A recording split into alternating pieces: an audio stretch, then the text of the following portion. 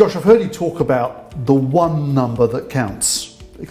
Tell me more. So in a business, Peter, it's really important to understand what does success look like for you and how will you know when you've achieved it. So what role you play in the estate agency business is critical, because in that role there will be one number that's really important.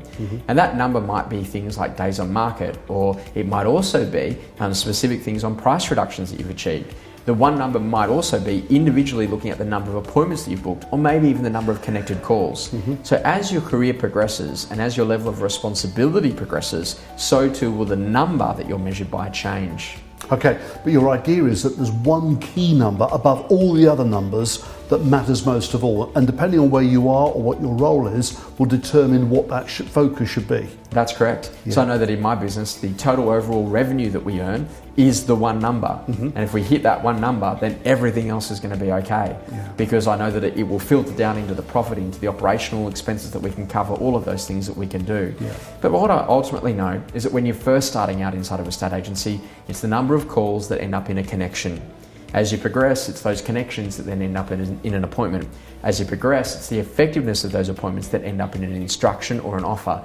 As you progress, that then turns into the number of those that you're actually doing on a regular and consistent basis. And that what I know is that if a business is getting consistent instructions, it will be making consistent sales and getting consistent properties rented.